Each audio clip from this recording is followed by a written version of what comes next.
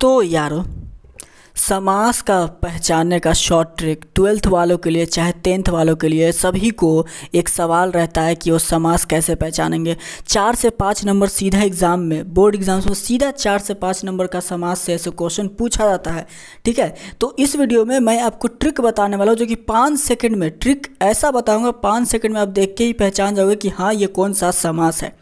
मैं आपको फलाना ढिमकाना डिफिनीशन वगैरह मैं उसको नहीं रटवाने वाला, सिर्फ ट्रिक बताऊंगा। ये देख रहे हो ना समास क्या है, ये सब मैं आपको नहीं बताने वाला। इसके लिए आपको जो जानना है, जो ज़रूरी चीज़ है, वो जो जानना है आपको समास में, वो उस चीज़ पर मैं फोकस करूँगा। और याद रखना बस 8 मिनट की वीडियो है, आपका काम बन जाएगा। आपको जो सबसे ज़्यादा इंपॉर्टेंट है वो याद रखना है कि समास के मुख्यतः भेद, इस चीज़ को आपको याद रखना है, तभी आप ऐसे काम कर सकते हो, तभी आप 4 से 5 नंबर का पूरा क्वेश्चन आप ऐसे बना सकते हो, चाहे 10th बोर्ड हो चाहे 12th बोर्ड हो। ठीक है, आप उसमें अपना क्वेश्चन का आंसर समेट सकते हो। जो भी आपका भेद है सबको याद कर लो। 6 भेद होते हैं तत्पुरुष समास के आपके 6 भेद होते हैं। 6 भेद को आप बस नाम याद रखना। अव्ययीभाव समास, तत्पुरुष समास, कर्मधारय समास, द्विगु समास, द्वंद्व समास, बहुव्रीहि समास। इन 6 को अगर याद करते हो, ठीक है, उसके बाद ध्यान से सुनना। इन 6 को तो पहले एकदम दिमाग में बैठा लो। सबसे इम्पॉर्टेंट है सिर्फ और सिर्फ ये भेद याद करना, भेद का नाम। अब जो भेद का नाम याद कर लोगे ना, तब ध्यान से सुनो। अव्ययीभाव समास, अब इन्हीं 6 भेद से आपके क्वेश्चन आते हैं। तो अब अव्ययीभाव समास होता क्या है, तो सबसे पहला तो इसको देख लो। अव्ययीभाव समास पहला जो पद होगा आपका प्रधान होता है, और जहाँ एक ही शब्द की बार बार आवृत्ति होती है, यानी कि पहला पद क्या होगा आपका, प्रधान होगा, और एक ही शब्द का बार बार। ठीक है, कुछ वर्ड याद रखना, पहला पद एकदम याद रखना। आ भर यथा अनु हर प्रति यावत, इन सबको याद रखना। अधिकतर या भर यथा अनु हर, ठीक है, या भर यथा अनु हर। ज़्यादातर के अव्ययीभाव समास में, क्या मैंने बोला, ज़्यादातर के अव्ययीभाव समास में आपको इन्हीं सबों से, क्या, जैसे आ भर यथा, ठीक है, अनु हर प्रति। तो देखो प्रतिदिन, अगर ये 6 याद कर लिए अव्ययीभाव समास से, तो समझना कि किसी में भी अगर आता है ये सारे के सारे वर्ड प्रति आया, तो प्रति किस में आता है, आपको आता है प्रति अव्ययीभाव समास में। ठीक है, थोड़ा सा हिंदी में प्रोनाउंसिएशन में गलती हो गया, माफ़ कीजिएगा। इस चीज़ से आप समझ सकते हैं। नेक्स्ट है आपका तत्पुरुष समास को भी आप याद करने के लिए कुछ बातों को याद रखना। ठीक है, जैसे आप जो रेड कलर में देख सकते हो उसको याद रखना, बाकी आपको कुछ से मतलब नहीं रखना। जैसे ने, की, से, के लिए, का, के, की, मैं, पर, द्वारा आदि। अगर ये छुपा हुआ आपको मिले, जैसे देख सकते हो उदाहरण के तौर पर सूर्य का पुत्र, क्या बोला, सूर्य का पुत्र, का छुपा हुआ दिखा। अगर आपको ये छुपा हुआ मिले, की छुपा हुआ मिले, द्वारा छुपा हुआ मिले, तो समझना ये सारा आपको तत्पुरुष है। और याद करने की आपको जरूरत पड़ी क्या, आपको क्या याद करना था, बस ने, की, से, के लिए, का, की, के, मैं, पर, द्वारा, यही ना तत्पुरुष समास आपका खत्म हो गया। बस यही एक शॉर्ट ट्रिक है, इतना याद रखते हो। जैसे आपका मैंने अभी एग्जांपल दिया सूर्य का पुत्र, तो कहने का मतलब क्या हुआ, का आपका छुपा हुआ है ना, तो सूर्य का पुत्र आपका क्या है। अब देखिए नेक्स्ट है आपका चिड़ियाघर, चिड़िया को मारने वाला। नेक्स्ट देखिए चिड़िया को मारने वाला, को भी है इसमें, तो ये भी आपका क्या हो जाएगा, तत्पुरुष समास। तो याद रखिएगा, आपको लुप्त भी हो तो आपका तत्पुरुष समास आएगा। नेक्स्ट आप कर्मधारय समास को देखना। समास विग्रह करने पर दोनों पदों के बीच में हे जो के समान रूपी आदि आते हैं।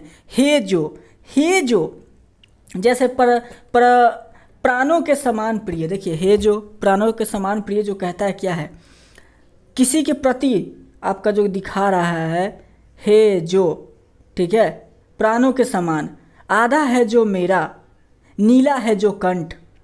ठीक है, ये सारे में आपको जे, हे का ही आपको आधार दिखेगा। अगर इस कभी भी आपको दिखे हे जो, प्राणों के समान, आधा है जो, तो ये आपका कर्मधारय समास होता है। बस ये 2 वर्ड, सिर्फ 2 वर्ड आपको याद रखना है। समान रूपी, समान होते हैं, आपको उतना डिफिनेशन नहीं याद रहेगा कोई बात नहीं, बस हेजो से समझना। नीला है जो कंठ, समझ लो कि ये कर्मधारय समास है आपका, नीलकंठ को ये दर्शा रहा है। ठीक है, तो नीलकंठ आपको मिलेगा तो समझेंगे क्या है कि कर्मधारय समास। क्यों, क्योंकि नीला है जो कंठ, ठीक है, नीला है जो कंठ, प्राणों के समान प्रिय, इसमें भी तो वही आ रहा है।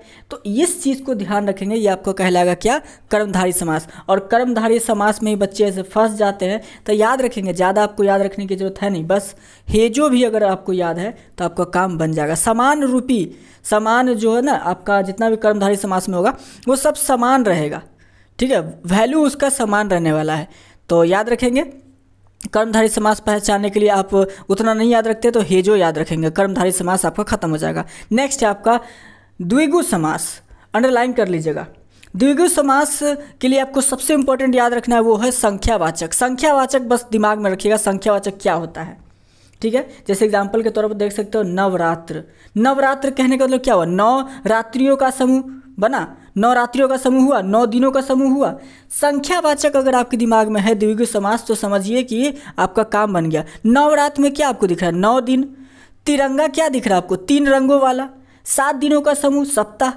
तो इस चीज़ को आप ध्यान देना, द्विगु समास समझने का सबसे बड़ा ट्रिक ये संख्यावाचक। संख्यावाचक को पकड़ लीजिए, आपका द्विगु समास खत्म।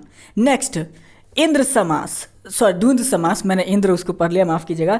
द्वंद्व समास, इसके लिए आपको याद रखना है विग्रह करने पर और अथवा या एवं योजक चिन्ह। देखो ये तो एकदम सिंपल है, योजक चिन्ह से जो जुड़ा हो, योजक चिन्ह से जो जुड़ा होता है, या अथवा और या पर या इन सबसे जुड़ा रहेगा तो सिंपल सा है। सबसे सिंपल तो आपको द्वंद्व समास ही कहलाता है, सबसे सिंपल द्वंद्व समास कहलाता है। जैसे देखो योजक चिन्ह से जुड़ा हुआ उदाहरण में आप देख सकते हो माता पिता, द्वंद्व समास का माता पिता, माता और पिता। नदी और नाले, नदी नाले। ठंडा और गर्म, ठंडा या गर्म, या और से जुड़ा हुआ है ना, तो ये द्वंद्व समास होगा। देखो कोई भी किसी में मेहनत है क्या, सिर्फ ट्रिक है, बस या और से याद कर लिए, बाकी हमको रटने का जरूरत नहीं है। नेक्स्ट 6 नंबर बहुव्रीहि समास, बहुत इंपॉर्टेंट। जिस समास में दोनों पद मिलकर किसी तीसरे पद की ओर संकेत करें। ये तो आपको पढ़ के ही समझ में आ जाएगा, ये आपका एकदम उल्टा है, जो 4th नंबर पढ़े तो उसका उल्टा है नीलकंठ। जैसे नील है कंठ जिसका अर्थात शिव। देखो अब पढ़ रहे हैं 2 चीज़, नील है कंठ जिसका, 2 के बारे में पढ़ें, लेकिन आंसर किसका है, तीसरा का है ना।